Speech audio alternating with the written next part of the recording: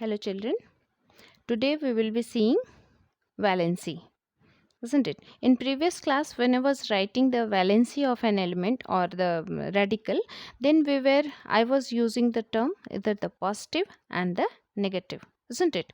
As for example, if you see that valency of sodium is written as +1 and valency of oxygen is written as -2. Why so? Valency of chlorine is written as -1.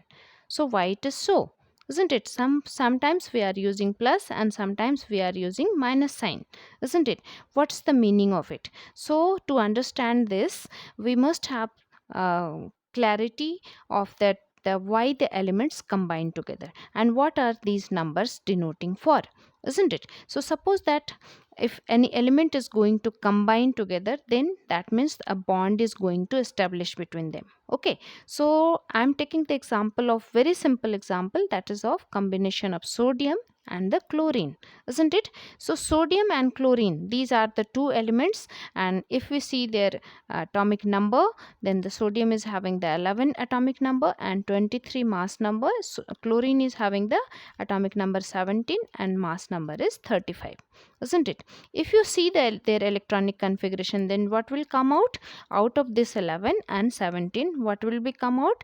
This for sodium I will be writing K is equal to 2 and L is equal to 8 and M is equal to 1. So this is the first shell, second shell and the third shell. In the first shell there is 2 electron, 8 electrons, and in the outermost shell it's having only 1 electron, isn't it? So which is the nearest inert gas uh, for the sodium? So for the sodium the nearest will be neon. Okay, and its atomic number, as you know, 10 is the atomic number. And what will be its atomic configuration? That is K is 2 and L is 8. 2 and 8. So having 8 electron in its outermost shell, it's not going to combine with anyone. So if the sodium atom gains the configuration like neon, its nearest inert gas, है ना, that is neon. Okay, then it will also, its behavior will be inert, isn't it? So how this sodium atom is converted into an inert uh, electronic configuration. Okay, and in that form it is converted into iron. Okay, so from this sodium atom to sodium ion, what is there? The difference is only this M shell. If I can remove M shell, it will have electronic configuration, that is K is 2, L is 8, and here also you see K is equal to 2, L is equal to 8. It will be clear to you from here also. You see, here is the K is having 2 electrons, L is having 8 and M is having 1. So if I remove this electron, if this electron is given to some another atom, then what will be happening? It's left with the only 2 and 8. Okay, so L being the outermost shell, it's having 8 electron, and you know that this is the by the octave rule it becomes inert. It is not going to combine with the other, it becomes stable. Okay, so what happened? This sodium atom has been converted into sodium ion now. Okay, and its valency is +1. Why +1? Because it is having tendency to give up one electron from here, isn't it? And it gains the configuration of neon like this. You see, 2 electrons and 8 electrons, so both are similar. So what is the difference between these two? If you are going to compare these, here you will be getting that 11 proton, 12 neutron and 10 electrons, and here 10 protons, 10 neutrons, 10 electrons. So see here, positive and negative are balancing each other, so it is neutral because its valency is 0, isn't it? But here you see 11 positive charges and 10 negative charges. That means there is a difference of one positive charge. Okay, so one positive charge, that is the that has came due to the moving one electron from its outermost shell, isn't it? Okay, so this is the +1 valency. Okay, positive valency. Now take the example of the negative valency. For negative valency, I have taken one example from the oxygen. Okay, so if you see oxygen here, it's having 8 proton, 8 neutron, 8 electrons. So how these 8 electrons are distributed in the shell? You see L is having 8, sorry, K is having 8 and L is having 6 electrons. Okay, so its outermost having, in its outermost shell, it's having 6 electrons. 6 electrons cannot move out of the shell very easily. Okay, so what does it need? It must have the nearest electronic configuration of the nearest inert gas. Okay, and by this, so how it is going to gain? By its nearest inert gas is again neon. Okay, so it will try to have the electronic configuration like neon. Okay, so for this, its L shell must have 8 electrons, so it needs 2 electrons extra, isn't it? So 2 electrons being added to this, so it makes 6 to 8. 6 में 2 electron और आ गए तो ये 8 हो जाएंगे. अब ये 8 हो गए तो ये क्या हो जाएंगे? टोटल 10. तो यहाँ पर हो गए 10 इलेक्ट्रॉन्स, 8 प्रोटॉन. सो आप देख रहे हो यहाँ पर 8 जो है पॉजिटिव चार्ज है और 10 क्या है? नेगेटिव चार्ज है. तो ऑब्वियसली यहाँ पर क्या है? 2 इलेक्ट्रॉन्स एक्स्ट्रा हो गए, जिसके चलते यहाँ क्या आ गया? वैलेंसी -2, बिकॉज यहाँ पर नेगेटिव इलेक्ट्रॉन्स ज़्यादा हो गए तो इनकी वैलेंसी क्या हो गई? नेगेटिव में आ गई. ठीक है, तो नेगेटिव में कब आएगी? When electrons are added to it. Positive कब होगा? जब इलेक्ट्रॉन्स की लूज करने की टेंडेंसी रहेगी. तो by losing electron any atom gains positive charge, and by gaining electron any atom gains negative charge. So if it is going to form the negative ion, its valency is expressed in terms of minus, and if it is going to form the positive ion, its valency is expressed in terms of plus positive ion. Okay, cation and anions, isn't it? So these are the meaning of plus and minus sign which are used during the uh, uh, while writing the valency. Another inert gas, that is argon. Okay, and in case of argon, you see that there are altogether how many electrons? 18 electrons must be there. Okay, atomic number is 18, that means 18 electrons must be there.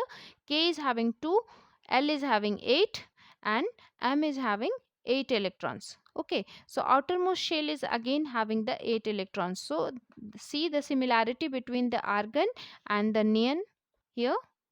Okay, argon and neon. Okay, in both the cases it is outermost shell. In outermost shell there is 8 electron. Here also in outermost shell there is 8 electrons, so both of them are not reacting together. Okay, and ये जो argon की जो electronic configuration है, ये आपके nearest जो element है इसके, जो कि इसका गेन इस तरह के इलेक्ट्रॉनिक कन्फिग्रेशन गेन करता है. आप देख लो क्लोरीन के केस में, क्लोरीन का जो एटॉमिक नंबर होता है वो कितना होता है? क्लोरीन में क्लोरीन का एटॉमिक नंबर होता है 17. ठीक है, 17. ओके, सो 17 में ये 17 इलेक्ट्रॉन्स कैसे डिस्ट्रीब्यूटेड होंगे? के में 1 रहेगा, एल में 8 आएंगे. ठीक है, और एम में कितना हो जाएगा? 8, सॉरी, के में 2 आएंगे, एल में 8 आएंगे, 8 और 2 10 हो गए, और एम में कितना आएगा? 7 इलेक्ट्रॉन. ठीक है, तो इस तरीके से 7 है. आप यहाँ पर देख सकते हो के में 2 है, इसमें 8 है और यहाँ पर भी 8 है. तो इसको एम को 8, एम को यहाँ पर 7 है, यहाँ 8 इलेक्ट्रॉन्स लाने के लिए क्या करना होगा? 1 electron from outside will go here. Okay, and so there will be all together how many electrons will be there in chlorine ion? 18 electrons, isn't it? 8 to 10 and 7 plus 1 8, isn't it? So total 18 electron चाहिए, तो 18 electron लेकर के एक minus charge gain करेगा, and in this way the sodium chloride is being formed, isn't it? So this is how the elements combine together and how the valency come out as plus and minus. Okay, so here you will be you have learned that how we can compare how the ions are formed, isn't it? Okay, and you can compare the atoms with the ion in the form of their electronic configuration like this. Okay, and with them, compare them with the nearest inert gases, isn't it? Inert gases, electronic configuration of the inert gases, isn't it? Now let us have a quick look upon the valency of some elements, isn't it? Here atomic number is mentioned 1 2 3 4 5 6 up to 13 I have mentioned here, isn't it? And see, atomic number 1, hydrogen, and its valency is +1. I will be telling just that why the valency, in which case the valency of the element is considered to be the stable configuration if it's having the outermost electronic configuration as 2. Okay, सो कब ये 2 से satisfied होगा? क्योंकि आप देख रहे हो के की जो कैपेसिटी है, जो फर्स्ट शेल है एटम का, वो उसमें हमेशा कितने इलेक्ट्रॉन होते हैं? 2। 2 से ज़्यादा ये होल्ड नहीं कर सकता है। तो there are atoms in which there is only the one shell, first shell ही केवल यदि उसका रहे तो उसमें कितने इलेक्ट्रॉन्स आएंगे? 2 ही आएंगे, 8 तो आ नहीं सकते। ठीक है, तो इसलिए हाइड्रोजन के केस में आप देखो यहाँ पर इसमें केवल के शेल है और इसमें एक ही इलेक्ट्रॉन है। ओके, तो ये एक इलेक्ट्रॉन वो लूज कर करके उसकी टेंडेंसी होती है एक पॉजिटिव चार्ज गेन करने की। एंड एक चीज बता दूं, ये हाइड्रोजन जो है ये यूनिक है। क्यों? क्योंकि ये आयन जब बनाता है तो ये it's a kind of proton, because इसमें न्यूट्रॉन तो होते नहीं है। ठीक है, तो ये केवल एक जस्ट प्रोटॉन रह जाता है जब ये एक इलेक्ट्रॉन लूज करता है। ठीक है, so this is unique about hydrogen. Now this is called the duplet, है ना? क्योंकि आप हीलियम को देखो, हीलियम के में एक ही शेल है इसमें के, एंड के ऑलरेडी ऑक्युपाइड है 2 इलेक्ट्रॉन से, तो ये भी क्या हो गया? इसकी वैलेंसी हो गई 0। और जब 0 हो गई तो यह किसी से कंबाइन नहीं करेगा, ये भी इनर्ट है। आप इसमें देख सकते हो यहाँ पर नियन है, ये भी इनर्ट है। Then the next is argon, ये भी इनर्ट है। सभी की वैलेंसी क्या होगी? 0। लेकिन नियन एंड आर्गन, इन दोनों में सिमिलैरिटी क्या है कि दोनों के आउटर मोस्ट शेल जो है वो उसमें 8 इलेक्ट्रॉन है। क्योंकि फर्स्ट के बाद के एल एम एन जो आप पढ़ते हो, तो के में 2 इलेक्ट्रॉन होल्ड करने की कैपेसिटी है, एल में, एम में, एन में, सब में जो है वो फिर फर्दर बढ़ता जाता है। तो ये ऑक्टेव रूल से गवर्न होते हैं। तो duplet rule and Octave rule ये हम लोग फिर आगे देखेंगे जब हम पढ़ेंगे केमिकल कॉम्बिनेशन, जब एलिमेंट्स कंबाइन करते हैं टुगेदर में। ठीक है, तो उनकी कंबाइनिंग कॉम्बिनेशन को हम लोग डिस्कस करेंगे।